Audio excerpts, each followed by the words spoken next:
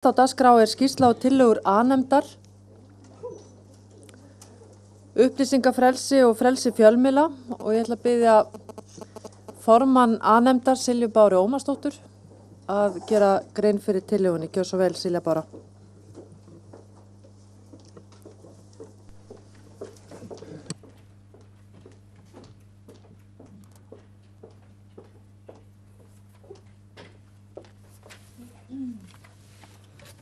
Já, formaður og góði félagar, gestir hér og heima. Þetta sennilega önnur af 3 ferðum mínum hérna upp í pontu í dag, þannig að þið fáið nóg á mér.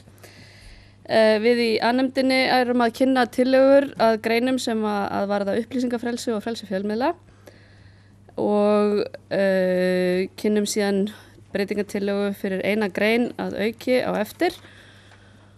Þessa viku höfum við verið að vinna í þessum 2 greinum og síðan byrjað að fara yfir mannréttindakaflann í heild sinni.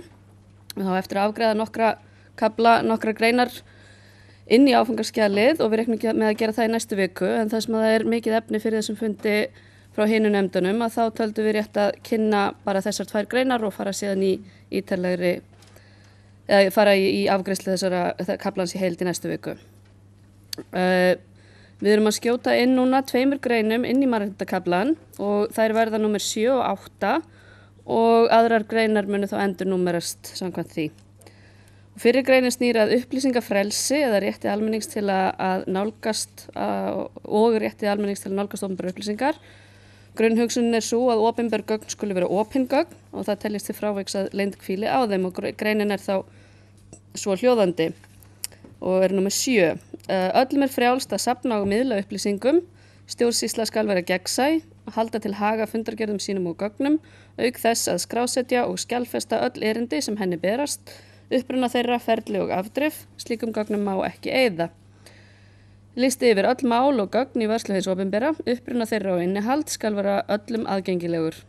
Upplýsingar og gögn í fórum stjórnvalda skulu vera öllum tiltæk án undandráttar nema brýnar og rökstuddar ástæður knýi á leynd þeirra samkvæmt lögum, svo sem við á sjúkraskýrslur. Afhendingu gagna og birtingu þeirra má aðeins setja skorður með lögum, svo sem vegna friðhelgi einkalífs, öryggis ríkisins eða lögbundins starfseftirlitsstofnana. Gögn sem lögbundin leynd hvílir yfir skulu liggja fyrir upplýsingar ástæður leyndar og takmörkun leyndartíma.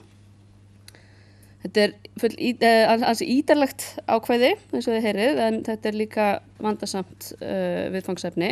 Ákvæðið er nýtt, þá sér ekki fyrirmynd í núverandi stjórnarskrá og ætlunin er að tryggja borgurum möguleikann á því að fylgjast með hvernig mál þróast og hvernig þau hljóta úrvinnslu hjá hinu opinbera. Þetta á að tryggja virkt aðhald almennings og er eðlileg þróun í samfélaginu okkar mati í kjölfar hruns að draga úr leyndarhyggju, svo sem hægt er, með því að tryggja opna stjórnsýslu eins mikið og mögulegt er. Og með því að leggja skyldur á herðar ríkinu að búa til, setja fram og viðhalda lista yfir öll mál innan stjórnsýslunar er hert á frumkvæðisskyldur ríkisins við söfnun, birtingu og miðlun upplýsinga og listi á borð við þann sem við leggjum til hér á sér fyrirmynd í Noregi. Þar er hægt að kynna sér framsetningu og hvernig það virkar á vefnum. Vefsíðan er oep.no ef fólk vil kíkja á það. En með listanum er almenningi í raun og veru gert ljóst hvaða gögn eru til ákveðin mál og hvar þau liggja. Þetta gerir þá líka starf fjölmiðla auðveldara og markvissara. Tillagan byggist á skýrslu stjórnlaganefndar auk þess sem innsend erindi hafa lagt mikla áherslu á þetta mál. Að auki höfum við sótt fyrirmyndir til Svíþjóðar og Finnlands en þess má geta inntak þessara 2 greina sem við erum að kynna núna eru stór hluti sænsku grunnlaganna. Þá er það seinni greinin sem að fjallar frelsi fjölmiðla. Með henni erum við að búa til ramma utan starfsemis frjálsra og óháðra fjölmiðla sem hlýtur að teljast ein af grundvallarforsendum lýðræðislegrar umræðu. Greinin er svo hljóðandi.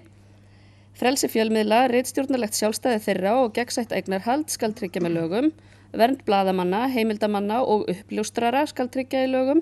Óheimilt er að rjúfa nafnleynd án samþykkis þess sem veitir upplýsingar nema við meðferð sakamáls og samkvæmt dómsúrskurði.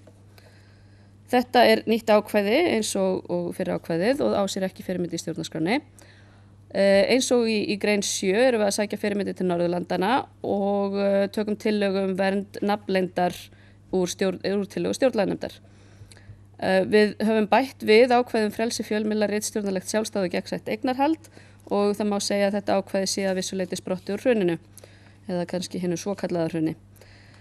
Það tengist auðvitað fyrra ákvæðinu rétt fólks til upplýsinga. Það má ætla að almenningur sæki sínar upplýsingar að miklu leyti í gegnum fjölmiðla og því mikilvægt að þeim sé skapað öruggt starfsumhverfi og að blaðamenn þurfi ekki óttast afskiptinni eiganda af ritstjórnarstefnu. Vörn nafnleyndar sótt í skýrslu stjórnlaganefndar og við höfum bætt við ákvæði að veita megi samþykki fyrir því að aflétta nafnleynd og það bæði af hálfu heimildamanns og blaðamanns. Og að auki viljum við nefna bæði heimildamenn og uppljóstrara, það sem kallað á ensku flautuþeytari eða whistleblower, sem getur verið mikilvægt í nútíma samfélagi, svo fólk þekkir af umræðu á svona liðinu ári. Það spratt nokkur umræða það í nefndinni hvort að þessi vernd næði til bloggsíðna og við erum því búin að setja í skýringar skilgreiningu á því hvað telst til fjölmiðla og við sækjum það inn í samþykkt lög fjölmiðla sem eru nr. 38/2011. En skilgreiningin sem sagt: fjölmiðill hvers konar miðill sem með reglubundnum hætti miðlar til almenningsefni lýtur ritstjórn. Til fjölmiðla teljast meðal annars dagblöð og tímarit ásamt fylgiritum þeirra, netmiðlar, hljóð- og myndmiðlar og aðrir sambærilegir miðlar. Þetta færi í greinargerð. Það rétt að benda á að staðsetning þessa ákvæðis kannski svolítið óviss ennþá. Við höfum velt í fyrir okkur hvort þetta ætti betur heima í einhvers konar inngangskafla, þar sem að tekið á undirstöðu stjórnsýslunnar og samfélagsins. Og í fyrsta málsgreinin gæti jafnvel átt betur heima í kafla þar sem ef að fjalla væri gegnsætt eignarhald fyrirtækja. En þar sem þetta tengist tjáningarfrelsi mjög skýrt þá höfum við að minnst að sinni ákveða að láta það standa hér. Og við ætlum að skilja að þessi tvö atriði það ekki og taka umræðu þetta núna. Jú, þá bara vonast ég til að fá góðar athugasemdir. Rétt að nefna það í lokin að við fengum athugasemdir frá ráðsfulltrúum í gær og reyndum aðeins að snirta textan til eftir þá fundi en gafst ekki mikið ráðrúm, þannig að breytingar og tillögur sem að við fengum í gær að þær eru nóteraðar hjá okkur og munu koma til í lokavinnslunni að taka tillit til þeirra. Þannig að það ekki afstæða til þeirra ekki fullmótuð. Takk fyrir.